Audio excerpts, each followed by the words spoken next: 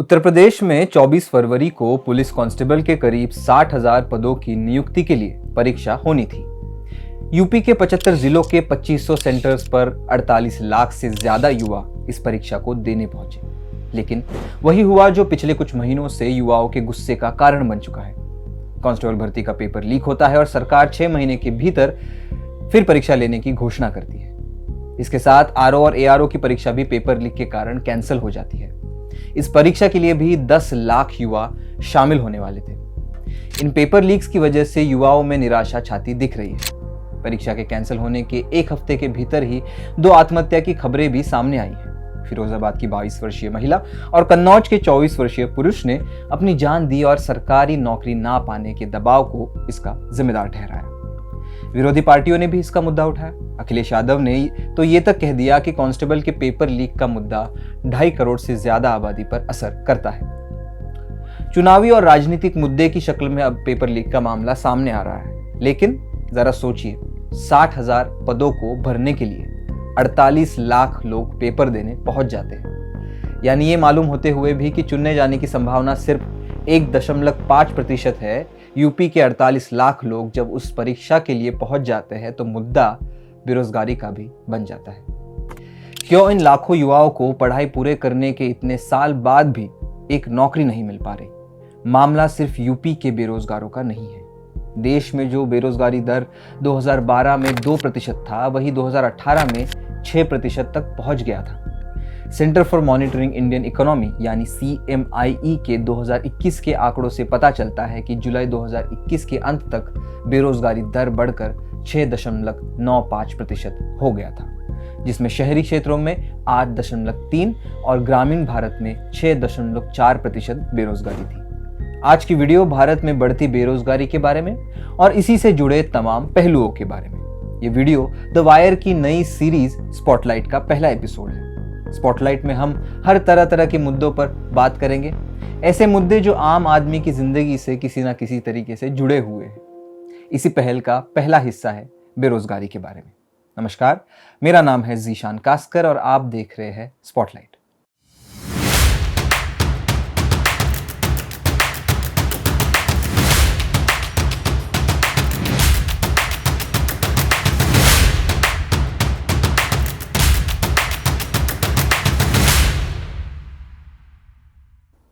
सबसे पहले शुरुआत करते हैं आंकड़ों से। CMIE के आंकड़ों से पता चलता है कि युवा बेरोजगारी यानी 20 से 34 आयु वर्ग के बीच के लोगों में बेरोजगारी बढ़ रही है। अक्टूबर से दिसंबर 2023 में 20 से 24 आयु वर्ग के लोगों में बेरोजगारी 43.65% से बढ़कर 44.49% हो गई। दूसरी ओर 25 से 29 साल आयु वर्ग के लिए ये 13.35 से 14.33% हो गई। बेरोजगारी के आंकड़े थोड़ी परेशानी में डाल सकते हैं, इसलिए इन्हें दोहराने के बजाय कुछ उदाहरणों के जरिए इस समस्या को समझने की कोशिश करते हैं। CMI के एक डेटा के हिसाब से भारत में 90 करोड़ जनता ऐसी है जो नौकरी कर सकती है, लेकिन इनमें से आधे यानी 45 करोड़ नौकरी की तलाश ही नहीं कर रहे। ये एक चौंकाने वाला आंकड़ा है। भले ही सरकार कहे कि बेरोजगारी दर कम हो गया है, इसका प्रमाण हमें आम जिंदगी में नहीं दिखता। कई फाइनेंशियल एक्सपर्ट्स का मानना है कि भारत में आंकड़ों को छिपाने की भी कोशिश हो रही है। पिछले ही महीने यूपी और हरियाणा के कुछ इलाकों में से युवा इजराइल जैसे देशों में मजदूरी करने के लिए पर्चा भर रहे थे। केरल के एक युवक की इजराइल में बम गिरने से मौत भी हो गई। अगर रोजगार की स्थिति इतनी अच्छी होती तो भारत अपने लोगों को मजदूरी करने एक वॉर जोन में क्यों ही भेजता। अब बेरोजगारी के अलग अलग पहलुओं की बात करते हैं। सबसे पहली बात करते हैं स्किल सेट के अभाव से नौकरी ना मिलने की। भारत में मोदी सरकार के आते ही स्किल इंडिया स्कीम लॉन्च कर दी गई थी। तो क्या ऐसा मानना चाहिए कि भारत के लोगों में स्किल या कौशल ज्यादा है? सच्चाई इसके बिल्कुल विपरीत है। ये बात सच है कि भारत के एजुकेशन सिस्टम में कई फ्लॉज है। ये एक ऐसा ब्रिटिशकालीन सिस्टम है जो कि सिर्फ क्लर्क और अपने बॉस की हाँ में हाँ मिलाने वाले नागरिक बनाने के लिए बनाया गया था। तब से अब तक कुछ खास बदलाव इस सिस्टम में हमें नहीं किए। लेकिन क्या स्किल इंडिया जैसे जार्गन हेवी योजनाओं ने ग्राउंड पर कुछ बदलाव कर पाया है? आइए इसका जवाब ढूंढने की कोशिश करते हैं। पिछले कुछ सालों में भारत में प्राइवेट कॉलेजों की संख्या काफी ज्यादा बढ़ गई है। आंकड़ों की माने तो हर रोज भारत में 4 नए कॉलेज बनाए गए। इनमें से अधिक कॉलेज बड़े नेताओं या उद्योगपतियों द्वारा संचालित होते हैं। अक्सर देखा गया है कि इन कॉलेजों में पढ़ाई का स्तर अच्छा नहीं होता। इस खराब स्तर को सुधारने की कोशिश भी नहीं की जाती। इसका नतीजा है कि 2021 की इंडिया स्किल्स रिपोर्ट ये कहती है कि भारत में आधे से अधिक ग्रेजुएट नौकरी करने के लायक भी नहीं है। इनमें से एक स्किल की कमी होने से इस हाईली कॉम्पिटिटिव मार्केट में उनके लिए नौकरियां ही मौजूद नहीं है।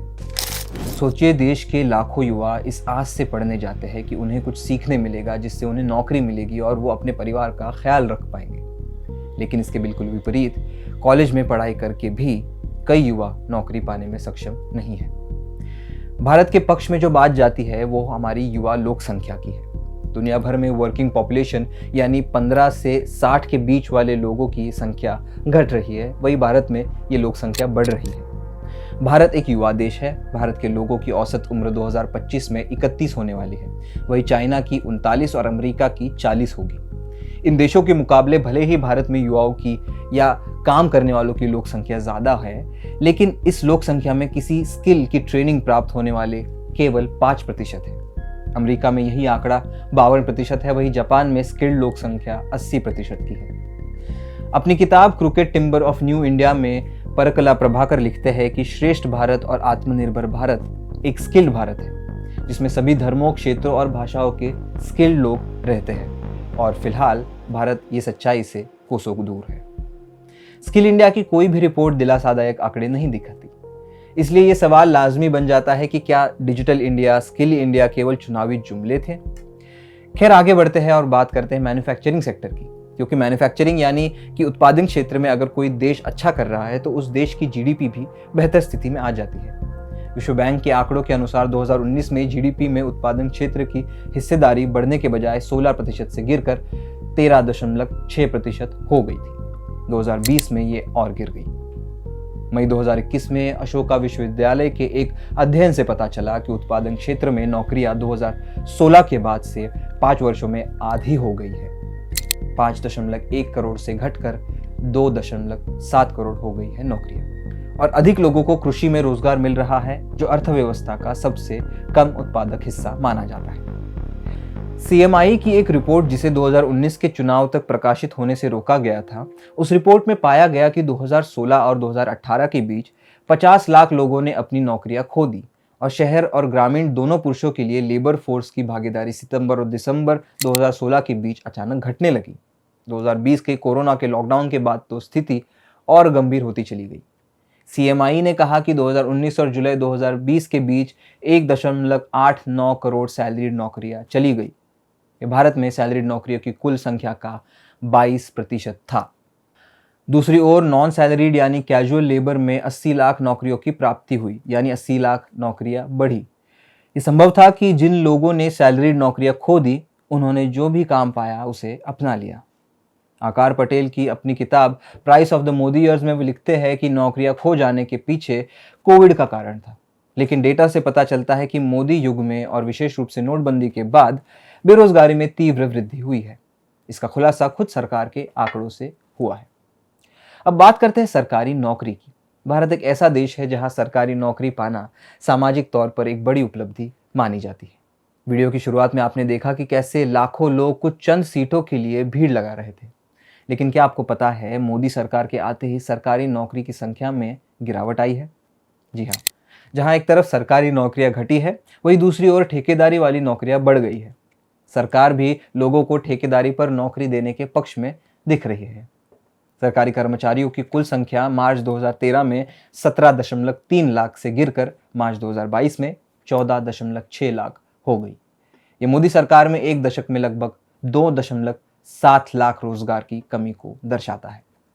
जबकि सरकार में कॉन्ट्रैक्चुअल श्रेणी या ठेकेदारी के तहत कर्मचारियों की कुल संख्या 2013 में 19% से बढ़कर 2022 में 42% हो गई है। गौर करने वाली बात है कि ठेकेदारी वाली नौकरियों पर आरक्षण लागू नहीं होता। भारतीय मिडिल क्लास में आरक्षण को कोसने का एक फैशन बन चुका है, लेकिन इस आरक्षण से कितने ही लोगों को नौकरी मिल पा रही है, पता करते हैं। इंटरनेशनल लेबर ऑर्गेनाइजेशन के आंकड़ों के मुताबिक भारत में सरकारी नौकरियां कुल नौकरियों के सिर्फ 3.7% है। यह दुनिया के तमाम बड़े देशों की तुलना में कम है। स्टाफ सिलेक्शन की नौकरियों की बात कीजिए तो स्टाफ सिलेक्शन की नौकरियों में भी भारी गिरावट देखने मिली है।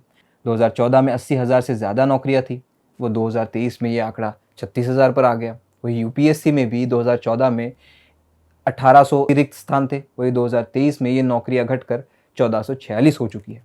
1999 में लगभग 1/3 नौकरियां सरकारी थी। अब जब सरकारी नौकरियां घट रही है तो क्या प्राइवेट नौकरी बढ़ रही है? मिंट ने अपनी एक रिपोर्ट में बताया कि जुलाई से सितंबर 2023 में 10 में से 9 भारतीय आईटी कंपनियों की नियुक्तियां गिर गई। ये 25 वर्षों में पहली बार हुआ है कि देश की आर्थिक वृद्धि में महत्वपूर्ण माने जाने वाले इस आईटी क्षेत्र में नियुक्तियां कम हो गई है।